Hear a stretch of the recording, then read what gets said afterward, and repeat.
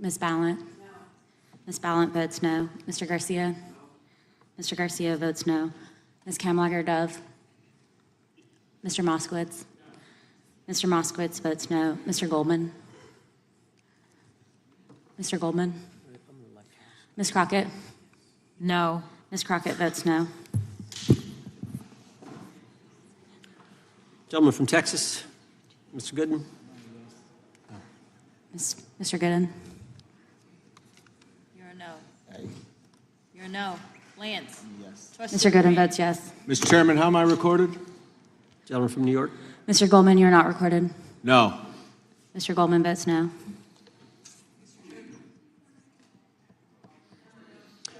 Gentlelady from Washington. Ms. Jayapal votes no.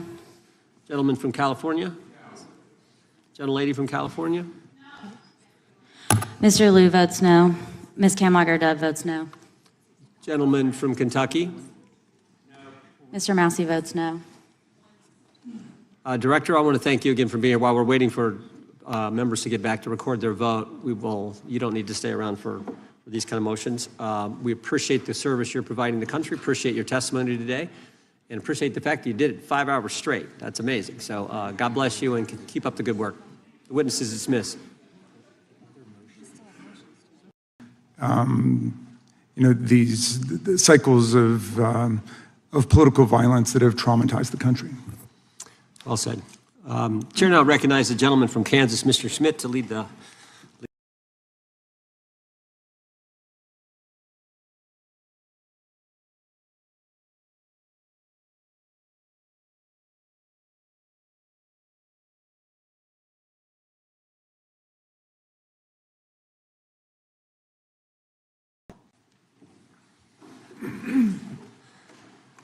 As is customary, we will begin with opening statements. 5 weeks ago, because of the work of Director Patel, we learned that the former chair of the House Intelligence Committee and current United States Senator leaked classified information. We learned this because a whistleblower came forward. Whistleblower with 23 years experience in the intelligence community, a Democrat staffer on the committee, said this: they were pressured to leak classified information, which sort of raises the obvious question. Why would the head of the Intelligence Committee, the chair of that committee, who's supposed to be guarding our secrets, why would he be encouraging the leaking of classified information? Whistleblower told us that answer as well. The leaked information was supposed to be used, the leaked information, false information, was going to be used to indict President Trump. Now, the former chairman wasn't the only person leaking information. Jim Comey was also sharing things he wasn't supposed to share. Again, don't take my word for it. The Inspector General told us this. In his report, he said, quote, James Comey violated FBI policy by disclosing classified information. And what was Comey's motive? Same as the senator from California: to sabotage and undermine President Trump's first term. And we know that Mr. Comey's not been shy about what his objective was. In fact, 4 months ago, he told us. Remember this? 8647, Jim Comey told us just 4 months ago. Now, how'd they do it? How did the former chair of the Intel community, the former FBI director, and others in our government attempt to undermine President Trump's first term? 7 weeks ago, because of the good work of the Director of National Intelligence, Tulsi Gabbard, we learned from another whistleblower, a second whistleblower, that in the closing days of the Obama administration, the intelligence community assessment was changed. On December 5th, 2016, they had one assessment. That assessment said Russia did not impact the election vote count. There was a meeting at the White House on December 9th, 2016, where it was decided, no, we're not going to have that. We're going to come up with a new one. And the new one said Russia was trying to influence election and did influence election, which just wasn't accurate. And that new one is published on January 6, 2017. Let's just show you a few things that took place. I want to show you first this email from Admiral Rogers, the head of the NSA. You can see it was December 22nd. It says to Jim, John, and Jim Clapper, John Brennan, Jim Comey. And he says, I asked my team if they've had sufficient access to the underlying intelligence, sufficient time to review that intelligence. On both points my team raised concerned. Further states, my folks aren't fully comfortable. A few hours later, there's an email back to Admiral Rogers. This one is from Jim Clapper, and it says this: it is essential that we be on the same page and all of us are supportive of the report in the highest tradition of, that's our story and we're sticking to it. We may have to compromise on our normal modalities. This is one project that has to be a team sport. That's our story and we're sticking to it. Compromise on normal modalities, that's a fancy way of saying, that's the government speak for we're gonna have to change the rules. In fact, we're not gonna follow our own rules. And that's exactly what they did to get the objective they wanted, to undermine President Trump. Now, how did it specifically take place? The whistleblower said that the government officials ignored concerns about discredited information. And what was that discredited information? What was the discredited information that they didn't ignore the concerns about? What did they use, that discredited information? Of course, it was the dossier. The now famous Steele dossier that was paid for by the Clinton campaign when they hired the law firm Perkins Coie, who hired Fusion GPS, who hired the foreigner Christopher Steele, who wrote all this garbage and lies down. That is what was used to change the intelligence community report. And what happens next? What do Jim, John, and Jim do next? They go to Trump Tower on January 6, 2017, to brief then President-elect Trump about the dossier. Again, the Clinton-financed, foreign-authored dossier that the whistleblower knows is garbage and that they know is garbage. And then there's one final step. One final step. Jim Comey leaves that meeting with the president and immediately leaks to the press that they briefed the 7 surprising reasons this engraving pen outsells all other DIY gifts. My wife surprised me with this, and now I'm hooked with this exciting hobby. She read online that engraving helps to relax and relieve stress, enhances attention, thinking, and memory. For a DIY enthusiast like me, this pen is the perfect gift. I tried it on every surface, and it's very light, and my hand doesn't get tired even if I engrave all day. After all, you can engrave a picture or text on the most ordinary item and make it unique. You can even earn from it by selling your work. But the best part is you won't need to search for anything else. It includes 30 bits, so as soon as you unbox it, you can start engraving on any surface you want. If you're not sure if it's the best gift, you can buy it without any risk. And I want to thank Attorney General Bondi. She set up a special strike force, a special team, to look into this and see if there's any criminal liability that exists in what took place. Now, in addition to getting the truth to the people, Director Patel is getting the bad guys off the street. He's moved agents out of Washington, got the focus off of politics here in D.C., and is instead putting bad guys behind bars. 21,000 violent criminals have been taken off the streets, which is a 125% increase from the comparable period in the previous administration. He's rescued 4,000 kids. He's got 1,300 predators who he's arrested. He's also ended the weaponization of the FBI. No more spying on parents at school board meetings. No more pre-dawn raids on pro-life Catholics. No more retaliation against whistleblowers. And he's given us information that Chris Wray didn't. Maybe said better, he's given us information that Chris Wray wouldn't. Director Wray didn't tell us that there were 26 confidential human sources at the Capitol on January 6, 2021, even though he was repeatedly asked about that by members of this committee. Director Wray didn't tell us that there were 17 of those confidential human sources who entered restricted space, 4 went in the Capitol. None of them were arrested. They weren't authorized to do that. They broke the law. None of them were arrested. Lots of American citizens were arrested, but the guys whose whose American tax dollars was used to pay these guys who broke the law, none of them were. One was recommended for charging and was not charged. And remember when Chris Wray told us that the Richmond field office memorandum on pro-life Catholics was just a one-off? Turns out he wasn't being square with us then either. Director Wray wasn't square with us. He told us that multiple other offices were involved in targeting the Catholics. We got that information from Director Patel. We learned from Director Patel the FBI actually surveilled a priest, tried to get the priest to divulge information, break the priest-penitent relationship and confidence that exist. And Director Patel is saving taxpayers money. He's not going to build a new headquarters outside of D.C. He's going to keep the headquarters right here in the capital city.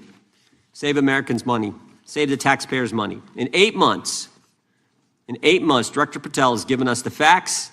He's ended the weaponization at the FBI. He's taken bad guys off the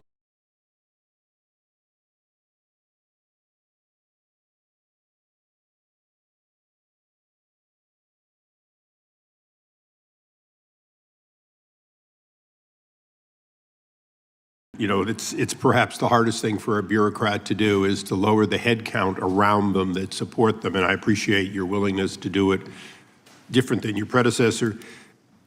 A lot of what you covered earlier was the find, the discovery, and then the prosecution that is done by the DOJ.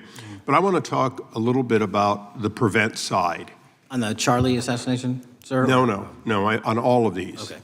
Okay, for example, and I'll bring it up before the Democrats bring it up, January 6th.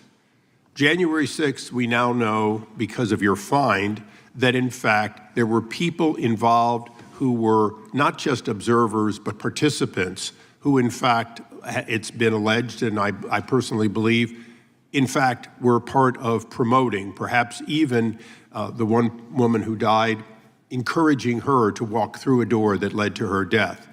When you see that kind of activity, and you know it was done under predecessors with full knowledge, whether it's January 6th, where embedded people crossed the line, or any other activity, including obviously the Russian hoax that we're now dealing with up in, front and center.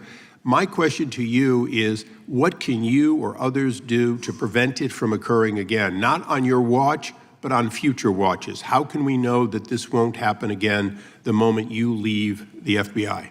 It's simple. What I'm doing through our leadership cadre is having FBI agents do what they were trained to do, not what they were not trained to do, not put them in situations that both harm them and the public. We're also utilizing our SORT networks and prioritizing the threat structure to go after the narco traffickers, the counterterrorism people, the counterintelligence threats, and the cyber threats. That's what they were trained to do, and that's what we're letting them do. One major question I have, after decades of doing this, on our side of it, both the chairman, myself, and others, both at oversight and here, have seen that the FBI and the Department of Justice hide behind non-statutory practices. Now, you've changed the interpretation of many of those practices. That's why we're getting the discovery that was previously withheld. How do we work together to make sure that we never again have false walls, non-statutory walls that say the Department of Justice has a prohibition about giving, quote, you fill in the blank, that has led to the chairman not seeing anything until you took over? I'm wedded to aggressive constitutional oversight. Having been a House congressional staffer, I know that is an important part of securing our democracy. And the way we make it an everlasting, enduring process is by showing the American people the results of what we are doing and the important work of this committee and putting it out to them so they can see government waste, fraud, and abuse. And then they can demand from our constituents and our electors that they want this process to continue. Last major question here. Some things are so sensitive that we both would agree they cannot be made public. Will you commit to this committee, when it is too sensitive to disclose, that you would at least make it available for in-camera review by the chairman and ranking members or others designated? I have done that, and I will continue to do that. Well, thank you, Mr. Chairman. This is a breath of fresh air. This is the beginning of what we need. But my questions today for the director are ones in which I believe that we do need to codify by agreement or by statute, if necessary, the kind of openness and transparency that we're seeing from this administration, the kind of discovery that's allowing us to do our oversight properly. And I would hope that that be the follow-up to this, obviously along with the Attorney General. And I yield back my 4 seconds. Thank you. The gentleman yields back. The gentleman from New York is recognized. Thank you, Mr. Chairman. Welcome, Director Patel. In the wake of the tragic murder of Charlie Kirk, Donald Trump said, quote, "Violence and murder are the tragic consequences of demonizing those with whom you disagree, day after day, year after year, in the most hateful and despicable way possible," close quote.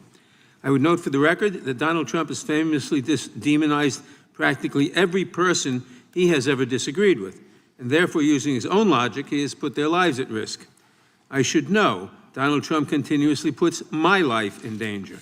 About 2 weeks ago, when I announced my decision not to seek re-election, many people on both sides of the aisle, including the chairman, offered me well wishes and thanked me for my service. Donald Trump, on the other hand, took to Truth Social to call me a, quote, psychopathic nut job, among other things.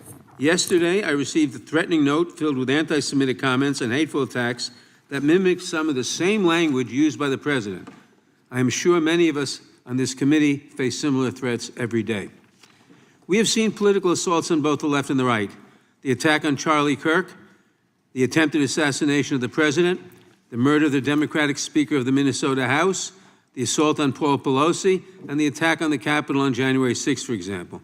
Director Patel, do you agree that there is political violence from both the left and the right? There is too much political violence. Do you agree, yes or no, that there's violence? There is too much political violence based on ideologies from either side. From either side, okay. Are you aware of the study by the Cato Institute, a well-known conservative group, that found that 69% of the violence is from the right? I'm not familiar with that study. You're not familiar, okay. I would commend it to you. Are you aware the administration has threatened to use violence as an excuse to crack down on liberty and freedom of speech? Say that again, I'm sorry? Are you aware the administration has threatened to use violence as an excuse to crack down on liberty and freedom of speech? Nobody at the FBI is doing that. I didn't ask you about the FBI, I said the administration. I speak for the FBI. I would like to enter the record an article from today's New York Times titled, Trump Invokes Kirk's Killing and Justifying Measures to Silence Opponents. In the wake of Charlie Kirk's killing, President Trump and his allies have laid out a broad plan to target liberal groups, monitor speech, revoke visas, and designate certain groups as domestic terrorists. I ask unanimous consent to insert this into the record. Thank you. Politicizing the murder of Charlie King to go after free speech is not a legacy I believe Charlie King would have wanted. Moving on, I want to address another topic. The FBI has traditionally played a key role in prosecuting public officials for corruption. But I fear that at a time when the president is accepting planes from Qatar for his post-presidential personal use, issuing pardons to major donors, and personally profiting from the office of the presidency, the FBI may be abandoning its commitment to investigating public corruption. Since its creation in the wake of the Watergate scandal, the Public Integrity Section has been one of the crown jewels of the Department of Justice, investigating and prosecuting corruption among the nation's public officials and acting as a key safeguard against politicized prosecutions. This section's work has been supported by an elite squad in the FBI devoted specifically to rooting out corruption. But according to reports, the Public Integrity Section has now been decimated, and the FBI's Public Corruption Squad has been disbanded. I would like to submit for the record a New York Times article entitled, FBI Dismantles Elite Public Corruption Squad. I ask unanimous consent. Thank you. These actions are an invitation to corrupt politicians to break the law, since they know that the government is asleep at the switch. Last month, Senator Warren and I, along with dozens of other members of Congress, wrote to you and Attorney General Bondi expressing grave concern over your decision to effectively legalize corruption and to politicize prosecutorial decisions. And he asks unanimous consent to enter this letter into the record. Thank you. I don't have time today to walk through all your questions, all of our questions and concerns, but will you commit to answering this letter in short order so that we can understand what factors led to this decision and how it has impacted the ability to hold corrupt officials accountable? I will review your letter with my team and respond as soon as I can. You will respond. Thank you. I yield back the balance of my time. Gentleman yields back. Gentleman from Arizona is recognized for 5 minutes. Thank you, Mr. Chairman, and thank you, Director, for being here. I appreciate the change in the FBI and the tone since you've been there. We heard the ranking member, however, describe the FBI under your leadership as being resorting to political enforcement and you personally as being paranoid. I would just suggest that perhaps that is the projections of the ranking member himself and not you, sir. I want to refer to something that was said yesterday in yesterday's hearing by Senator Grassley. He said, "It's well understood that your predecessor left you an FBI infected with politics. At your nomination hearing, he gave you records, made public records about whistleblowers regarding something called Arctic Frost. Arctic Frost was the FBI case opened and approved by anti-Trump FBI agent Thibault, and Arctic Frost became Jack Smith's elector case. The new records show that Arctic Frost was much broader than just an electoral matter. In fact, it was expanded to Republican organizations. Some examples of the groups that the Ray FBI sought to place under political investigation included the Republican National Committee, Republican Attorneys General's Association, and Trump political groups. In total, 92 Republican targets, including Republican groups, Republican-linked individuals, were placed under the investigative scope of Arctic Frost.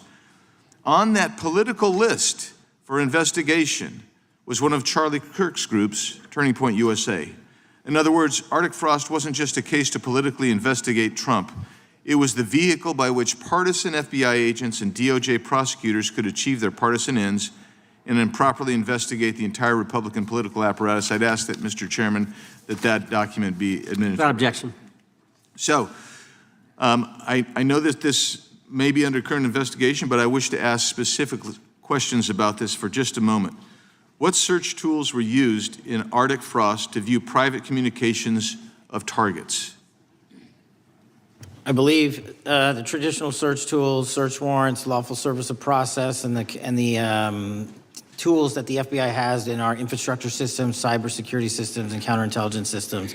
But generally speaking, if I may, I want to use this to highlight the fact that I'm continuing my promise to work with Congress to produce documents simultaneously and also conduct ongoing investigations. I'm giving you as much as I can, and I'll give you more when I can. Thank you. Another question regarding that is, were there any directives from the Biden White House concerning the Arctic Frost investigation? Were there any, directives or communications from the Biden White House itself concerning the Arctic Frost investigation? I'll just rely on what was turned over to date, sir. Okay.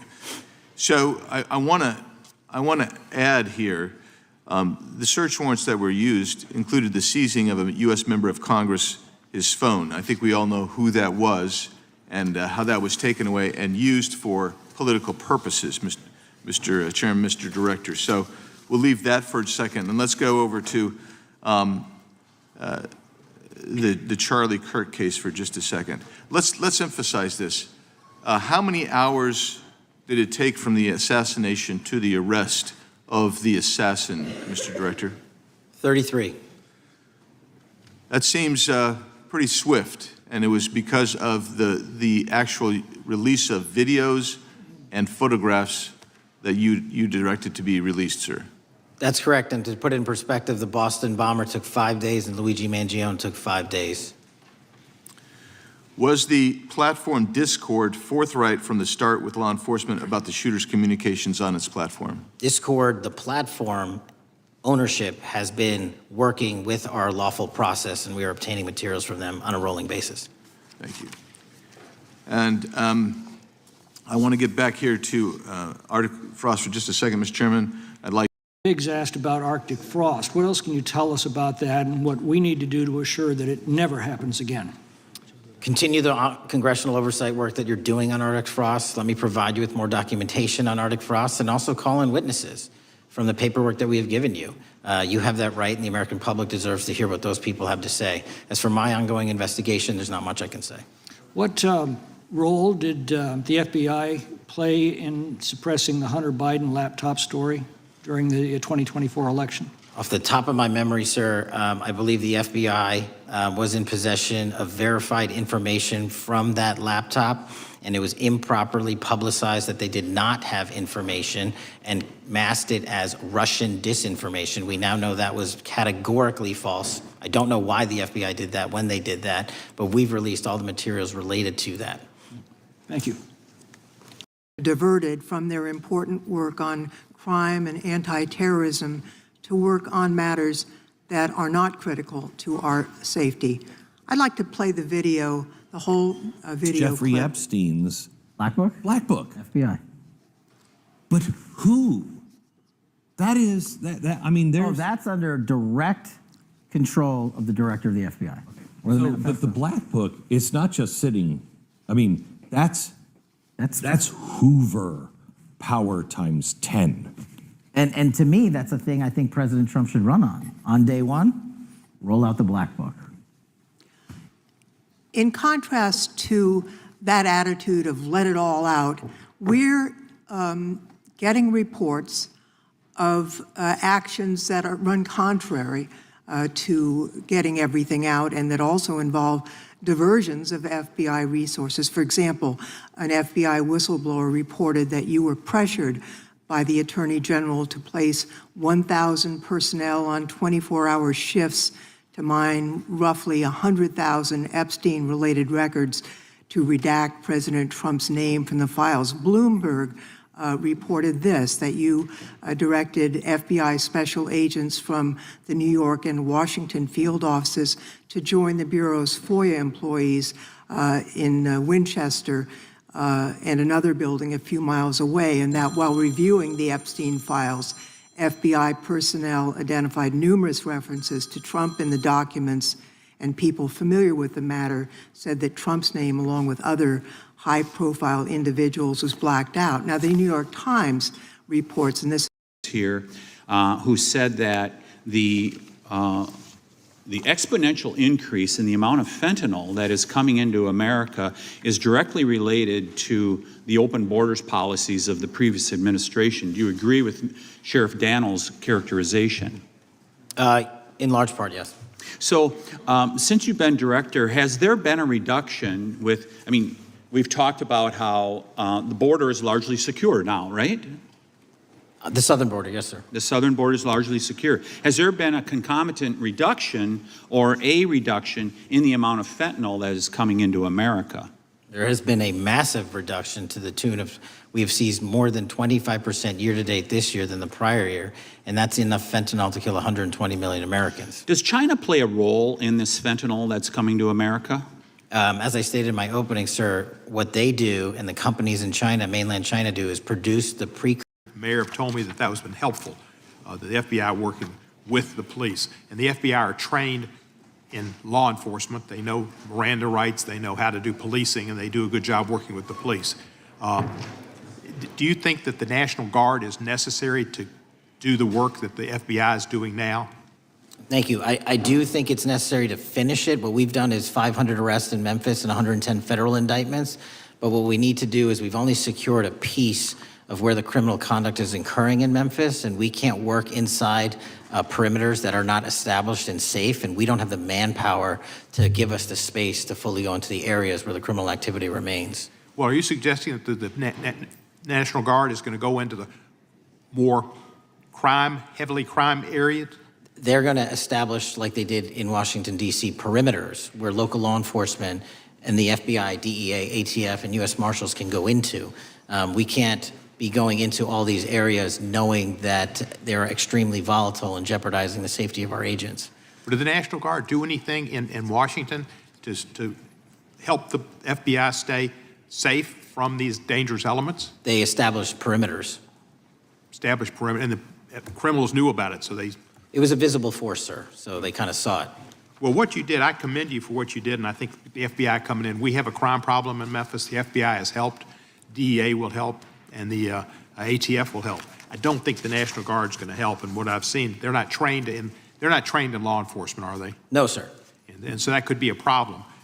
Who will direct the National Guard in Memphis? Will it be, will they have control over your agents? No, sir, they won't. Who will have control over your agents? You? Well, the SAC and then ultimately the chain of command up to Washington, D.C. will control the FBI, but there's a task force that was put together that is going to be led by an interagency. The heads of U.S. Marshals, DEA, and FBI will be working together with DHS collectively on this. Have you visited Memphis before? Yes, sir, I have. So you know how good a city it is. I love Memphis. A lot of us do. And Memphis is a great city, great history, civil rights museum. Might say something about slavery, but that was the history. It needs to be taught. Blues, Elvis. Beale Street. Beale Street, right, barbecue. And people should come. It's not a troubled city. We've got some crime, but it's not a troubled city. We're not troubled, and we love our city, and we hope that the National Guard doesn't come in and cause people to have questions about Memphis because it's a city they should visit. Let me ask you this about, you said that the homicide rates are coming down to an all-time low? In modern recorded U.S. history, yes, When sir. does modern recorded history start? I think the FBI, and I'll get back to you on this, has stats on that going back about 30 years, sir. Okay, I was thinking back to Ozzie and Harriet, and I didn't think you could beat Ozzie and Harriet's time. Secondly, you mentioned the Epstein case. Did any of the women that were victims, and they came up here and had a press conference and all, did any of them contact your office and ask to give information? To my knowledge, no, sir. If they did, let me ask you first, is there a statute of limitations on sex crimes like that, with sex with a minor, rape? The DOJ is the expert, but I do not believe there's a statute on that, limitations on that. So if there's not a statute of limitations, should you not be interviewing those people who know who raped them and the names and the places and give you that information? That seems like that's a treasure trove of information, and it's a serious, serious, serious number of crimes. Sir, I couldn't agree with you more. We've been very public about asking individuals to come forward with new information, and we would run out every single lead on that. Well, I'm sure the women will come forward, especially today, to be sure that they will get an opportunity, because that seems like something we ought to do.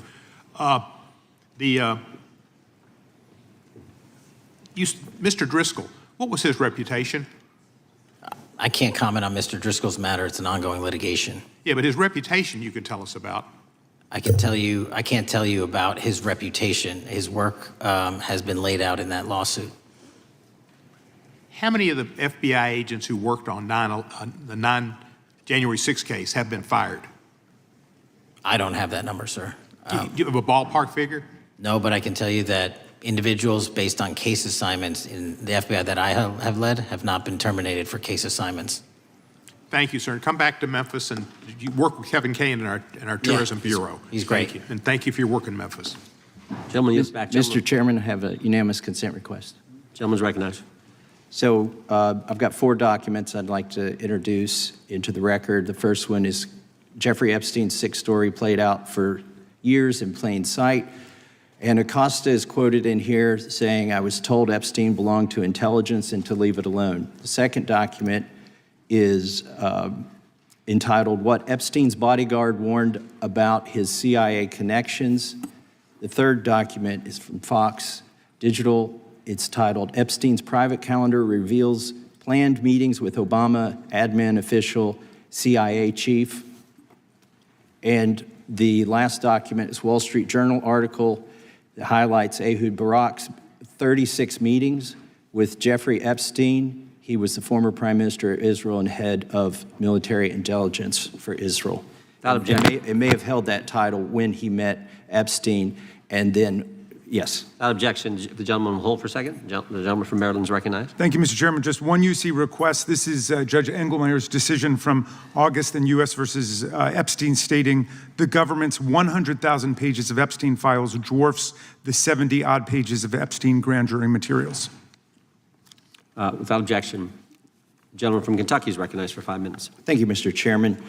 Director Patel, I watched some of your Senate hearing yesterday when Senator Kennedy asked you, you've seen most of the files, who, if anyone, did Epstein traffic these women to besides himself? You replied, according to the transcript, there is no credible information that he trafficked them to anyone else. You also said somewhere in the hearing and here today that the problem is that the case files are constrained by limited search warrants from 2006 to 2007, and that the non-prosecution agreement hamstrung future investigations. Those constraints only apply to the Southern District of Florida. They do not apply to Southern District of New York, the location of the 2019 sex trafficking indictment, which produced many things, including a series of FD 302 documents. According to victims who cooperated with the FBI in that investigation, these documents in FBI possession, your possession, detail at least 20 men, including Mr. Jess Staley, CEO of Barclays Bank, who Jeffrey Epstein trafficked victims to, victims including minors, such as Virginia Roberts Giuffre, may she rest in peace. That list also includes at least 19 other individuals, one Hollywood producer worth a few $100 million, one royal prince, one high-profile individual in the music industry, one very prominent banker, one high-profile government official, one high-profile former politician, one owner of a car company in Italy, one rock star, one magician, at least 6 billionaires, including a billionaire from Canada. We know these people exist in the FBI files, the files that you control. I don't know exactly who they are, but the FBI does. Have you launched any investigations into any of these people, and have you seen these 302 documents? Sir, I have asked my FBI agents to review the entirety of the Epstein files and bring forth any credible information. And we're working with Congress not only to divulge that information and produce it to you, but any investigations that arise from any credible investigation will be brought. There have been no new materials brought to me launching a new indictment. So is the loophole here, or is it your assertion that these victims aren't credible, that the 302s maybe didn't produce credible statements that rise to a probable cause? It's not my assertion, sir. It's the assertion of 2 different United States attorneys' offices from 3 separate administrations who investigated those same materials in lifetime. Are the 302 documents in the FBI's possession? They reviewed all that, yes, sir. And so have you reviewed those 302 documents where the victims name the people who victimized them? If I personally know, but the FBI has. So how can you sit here and in front of produce counterfeit products and sell them over the internet on platforms such as Shein? They steal intellectual property. They steal data from American companies. And to me, it seems inconsistent with your role as FBI director that you would own stock in a company that is based in a country that is the nation's premier national security threat. It's like you are putting your own financial security over the security of the nation. I disagree with that characterization. Well, I think the American people look at it like it's a classic situation of the fox guarding the hen house. If the FBI is charged with investigating espionage, economic espionage by companies controlled by the Chinese Communist Party, and you are the director of the FBI, you've got a conflict of interest. Sir, I would just show if there's any intimation that I'm against. Why are you holding on to this stock? It wasn't a decision I made. And it's valued at up to $5 million as of when you last reported, correct? $5 million in stock? No, I don't follow it. You don't follow it, but you're still making money off of it. I don't have any money off of anything. Well, what I have done... Trump's trade policies directly impact the value of that Chinese stock. Won't you agree with that? Which trade policy? I'm not a trade expert. Okay, all right. But I want to tell you this. Crazy on me today. Let me ask you this question. Why are you hiding pedophiles? Why are you shielding pedophiles? Why are you protecting pedophiles? That is maybe the most offensive thing you could say to me, given the numbers. Well, you have not released given the Epstein numbers files of pedophiles. You are aware of the Epstein Epstein client list that was published in the 18,000 Time the gentleman emails has released. expired. The gentleman yields back. Can he answer the question? Can I just respond? Of course, the gentleman can answer the question. Since I took over the FBI, there has been a 33% increase. Sir, all of that started under Christopher Your Wray. time is done, but No, it didn't. the witness gets All to of answer that the started question, under and then the we'll go to our previous, next 33. FBI director, sir, and you're coming in here trying to take credit for something that a previous director instituted and largely brought to conclusion. I take I no think it's credit. been clear that offensive. the It's director offensive. has numbers are so incorrect much also. better than the previous director. It's Dr. Patel, if you want to I take- answer the question. I take no credit. The men and women of the FBI have seen a 33% increase in the number of counterintelligence arrests out of the PRC. And so all of a sudden, when you coming in 7 months ago, and Gentlemen's time has Heaven on earth. expired. And on the sir, pedophile American public not gonna accusation, go for that. we have arrested 1,500 child predators in the last 7 months. Under That's more investigations than initiated by anybody the prior Appreciate the directorship. director's good work, and we really appreciate that the time of the gentleman has expired. We now go to the gentleman from Texas. I thank the chairman, thank the FBI director for coming before the committee. I assume the FBI Director, Mr. Patel, I believe you probably agree with me that there is a significant organized effort on the left side of the political spectrum to advance criminal organizations being able to put more criminals out on the streets. And that what we've seen this in daily action. Are you familiar with the report that came out this last Monday from the Law Enforcement Legal Defense Fund? I'm not familiar with that, sorry. So this report came out this past Monday, and it said that significant amount of the money flowing out of George Soros and other leftist organizations and funders has been funding DAs and prosecutors, and quote, many of these DAs had never managed an office, prosecuted a criminal case, developed organizational policies. In dozens of America's largest cities and counties, this report finds these progressive district attorneys have outsourced core parts of the American criminal justice system to activists and political donors, taking direction and advice on everything from staffing decisions and communication strategy.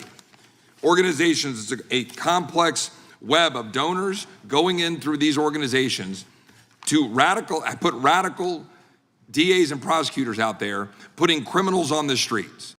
To develop criminals out on the street, that there is a significant organized effort on the left side of the political spectrum to advance criminal organizations being able to put more criminals out on the streets. And that what we've seen this in daily action. Are you familiar with the report that came out this last Monday from the Law Enforcement Legal Defense Fund?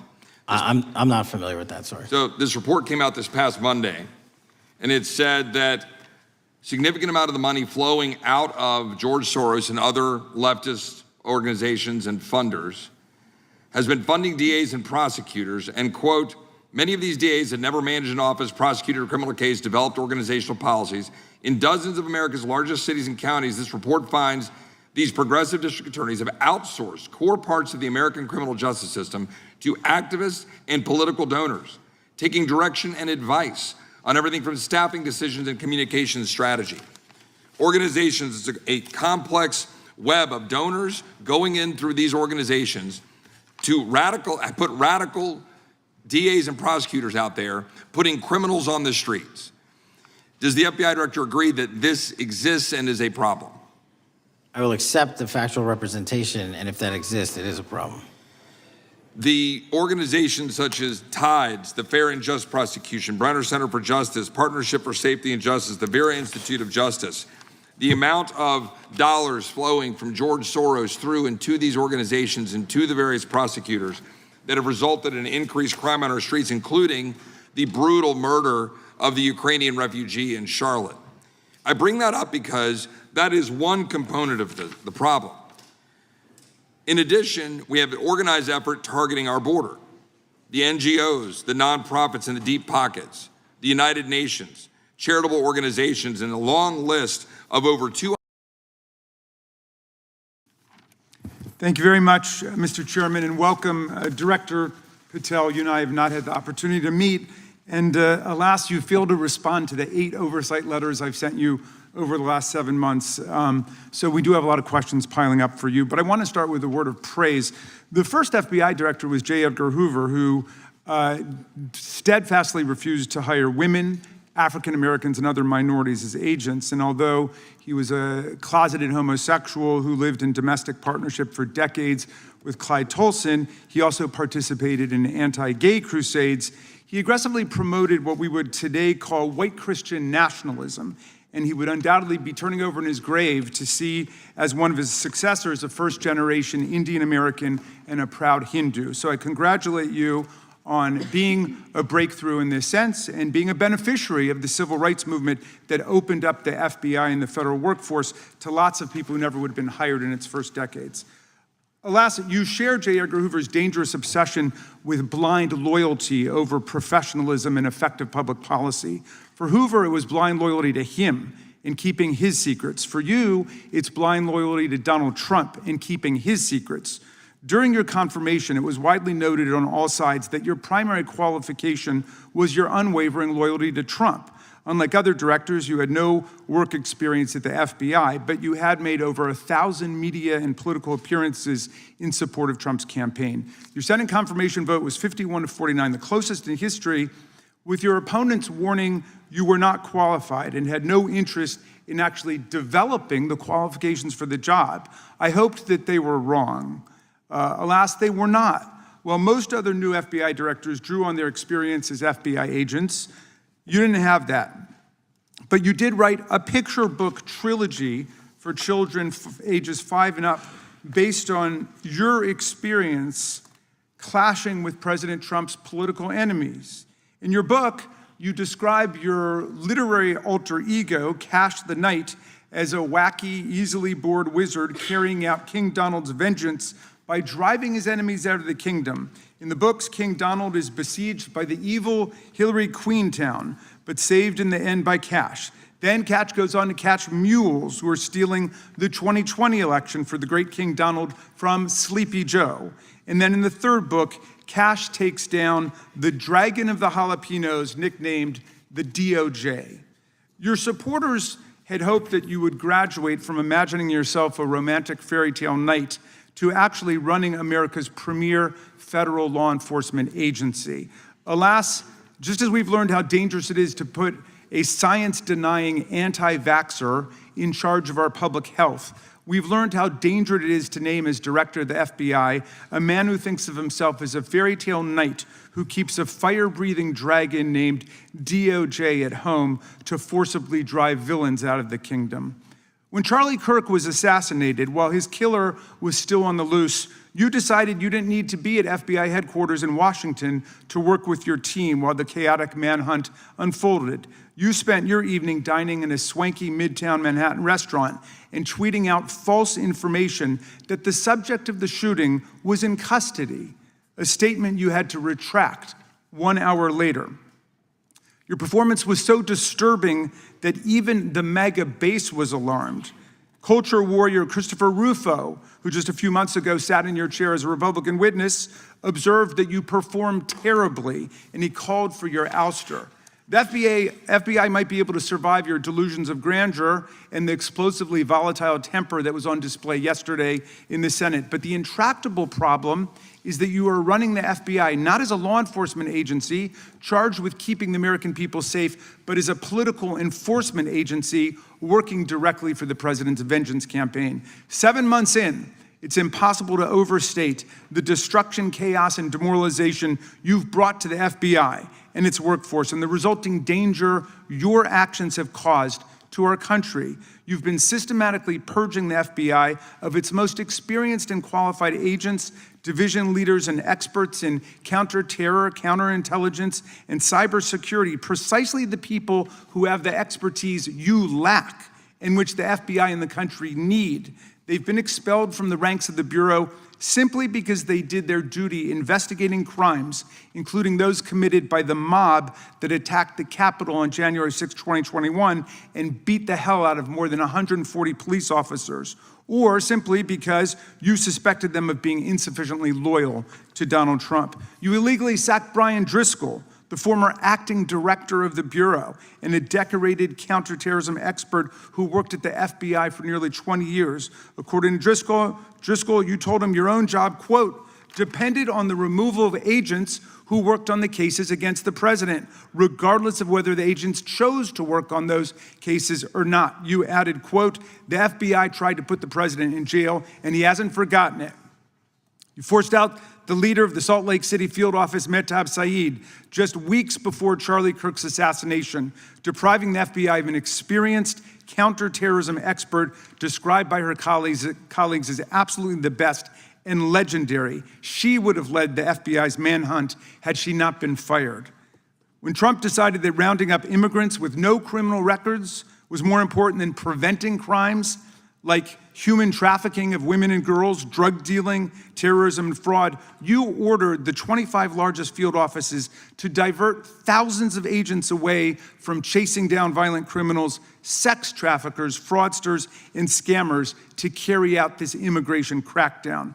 Director Patel, you treated the men and women at the FBI with disrespect and paranoia. You've assembled a roving band of freelancing henchmen within your office and charged them with conducting unauthorized investigations, targeting and harassing career FBI employees. Amazingly, you forced senior leadership to repeatedly take polygraph tests to prove their political loyalty and pushed out leaders who refused these demeaning exercises.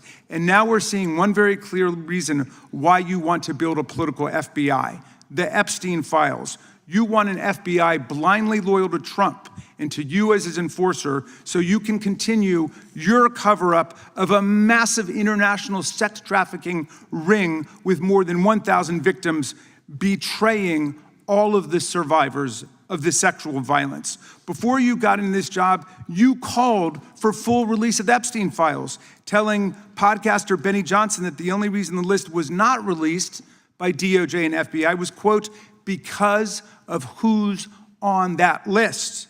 Upon your confirmation, you promised that, quote, there will be no cover-ups, no missing documents, no stone left unturned, and anyone from the prior or current Bureau who undermines this will be swiftly pursued.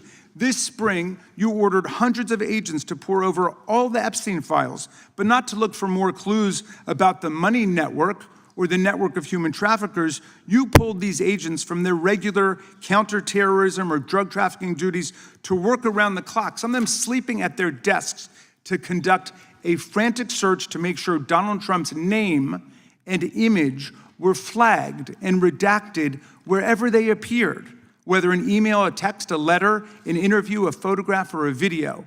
In May, Attorney General Bondi reportedly told Trump that his name had indeed appeared multiple times throughout the Epstein files. And not long thereafter, in July, you and the Attorney General released a memo claiming that, quote, no further disclosure would be appropriate or warranted. In a few short months, how did you go from being a crusader for accountability and transparency for the Epstein files to being a part of the conspiracy and cover-up? The answer is simple. You said it yourself, because of who's on that list. Donald Trump's relationship with Epstein over the years is well documented. A week ago, the Oversight Committee released Trump's disturbing birthday book, Note to Epstein, written over a drawing of a woman's naked body, referring to a, quote, wonderful secret. The Oversight Committee obtained the note from the Epstein estate, not from the FBI, raising questions again of whether the FBI has been withholding documents. While you're unleashing the FBI to cater to Trump's desire to shut down the Epstein inquiry, the first 9 months of the Trump presidency have seen a spate of political violence and domestic terror events. We saw deadly attacks on political figures on both the left and the right. The brutal assassination of Minnesota Democratic House Speaker Melissa Hortman and her husband, and the attempted murder of Democratic State Senator John Hoffman and his wife, who miraculously survived a combined 17 gunshots. We saw an arsonist set Pennsylvania Governor Josh Shapiro's residence on fire. And of course, last week, we saw the horrific, cold-blooded assassination of Charlie Kirk in Utah that has shaken the nation.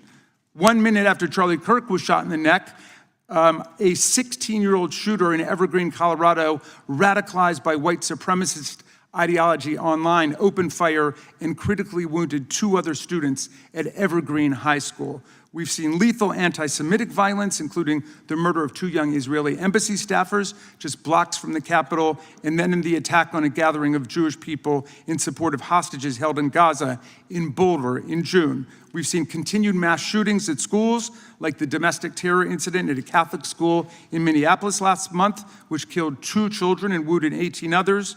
And in August, a man fired more than 500 bullets at the Centers for Disease Control and Prevention, killing a police officer who was a Marine veteran and a father.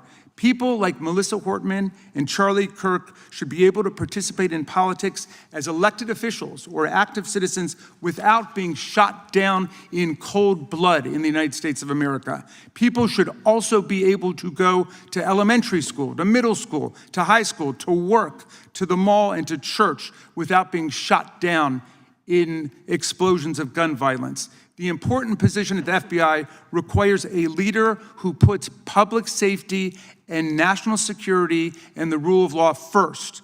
I'm afraid, Director Patel, you've given us reason to believe you've used the powers of the FBI to serve Donald Trump and his agenda of partisan retribution. You've broken your promise not to do that. You've betrayed Jeffrey Epstein's victims and survivors. You've turned your back on the career law enforcement officers of the FBI, and as a result, you've left all of us less less safe than before. Mr. Chairman, I yield back. Gentleman yields back. That open. Thank you very much, Chairman Van Drew. Pointing fingers is for losers. I'm quoting our colleague, Representative Chip Roy, from last week. And this has become a mantra for our colleagues in the wake of the devastating flooding in Texas, which cost already 132 lives with still 160 people missing.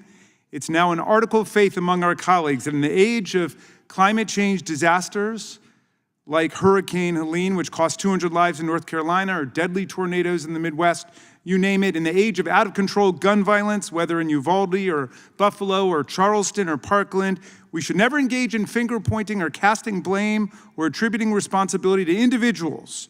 Although, of course, Donald Trump finger points and casts blame at Democratic leaders, as he did recently with Governor Newsom with the wildfires in California. But in any event, the point is, we don't really want to know which individuals are responsible. We should be addressing the underlying systemic problems like climate change, effective emergency response and planning, or mass gun violence and reducing access to military-style assault weapons, rather than vilifying people and casting blame on a partisan basis. Fine, let's adopt that rule. Finger pointing is for losers. For this committee, no to finger pointing, yes to problem solving. But this entire hearing is nothing but absurd political finger pointing. And it's not even finger pointing at people who actually run our government or occupy public office. It's finger pointing at not-for-profit groups like Church World Service or HIAS, Lutheran Community Services, and the reviled philanthropist George Soros, who has given away hundreds of millions of dollars to make the world a better place. I don't like everything that every right-wing, not-for-profit group does in America or around the world, but I don't think it merits a full-blown congressional hearing.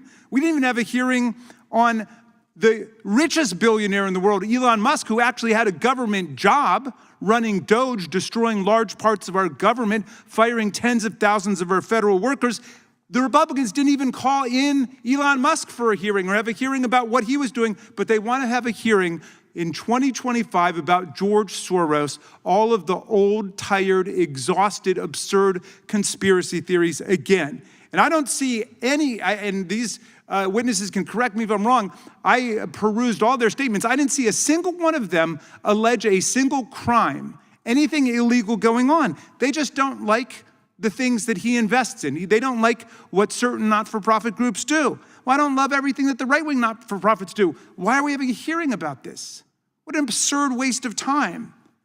This hearing, if our motto is going to be finger pointings for losers, this hearing is for losers.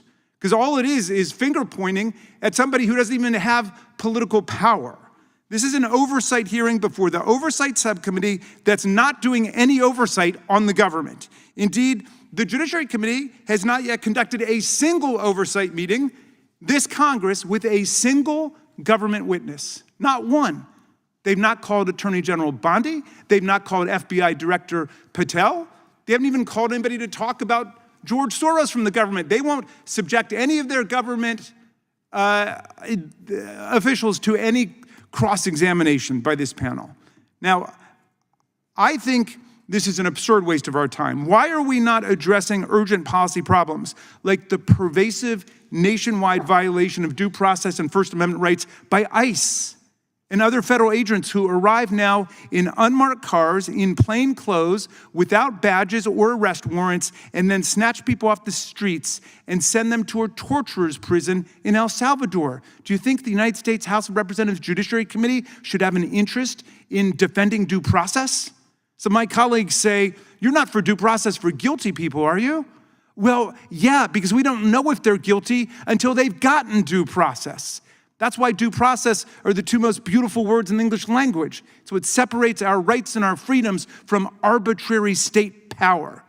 Why are we not addressing the threats to the security and safety of judges who are working to uphold the rule of law and now are subject not just to slander and defamation and signs all over Congress saying impeach this judge or that judge for standing up for the Constitution, now violent threats, not just to them, but to their family members? Why are we not addressing the mass firing of dozens of experienced crime-fighting federal prosecutors at the Department of Justice who've been fired en masse for the sole reason that they did their job and prosecuted police beaters, violent insurrectionists, and other rioters who attacked the Capitol on January 6, 2021 in order to overthrow a presidential election in the United States of America and attack our Constitution. Why are we not having a hearing about that? We could actually have a hearing. Here's something we could agree on, Mr. Chairman, on a bipartisan basis. Why don't we have a hearing on what the whole country's talking about right now? If you turn on TV and go on the internet, why don't we have a hearing about the continuing suppression and cover-up of the information in the Epstein files, about a child sex ring run by powerful people? The whole country, not just Republicans and MAGA, but liberal Democrats are in an uproar because President Trump, Attorney General Bondi, and their allies in the DOJ and FBI repeatedly claimed in public that the Epstein files have the names of power elite actors involved in human trafficking and sexual abuse of minors with convicted sex offender Jeffrey Epstein, and they promised to release all the information in the name of maximal transparency. Remember that? They said this would be the most transparent administration in the history of the United States. But now they're shouting nothing to see here, sweeping it all under the rug, steadfastly refusing to release the files despite broad bipartisan demand to release the Epstein files after everything they've said publicly. The Democratic members of this committee sent a letter today at 2 p.m. demanding that the president keep his word and release the files to the American people, and that Chairman Jordan call a bipartisan hearing where we can work together to get to the bottom of this. How about a hearing on that? Do any of my colleagues want to talk about that, or does everybody want to talk about George Soros? I'm curious to know which of my colleagues support our call for a bipartisan hearing on the Epstein files. So here we are at this utterly pointless hearing, spinning absurd, discredited conspiracy theories again about George Soros. And again, I don't see a single claim of any criminality or illegality taking place. They don't like the guy's politics. I can find you 50 right-wing billionaires whose politics I don't like. So what? What an utter absurd waste of time this is. And it's an attempt to change the subject, obviously, from what America wants to talk about now, which is why, after promising for all of these years to release the Epstein files, will President Trump not release them? And we know they were friends, and we know they hung out, and we know there are all these pictures together. We know that Michael Wolff, Trump's biographer, said he saw photographs of Donald Trump and Epstein with minor-age girls. Well, where does that leave us? That doesn't look good if they then cover up all the information. Come clean and release the information, as the Republicans have repeatedly promised to do. So I look forward to hearing if there's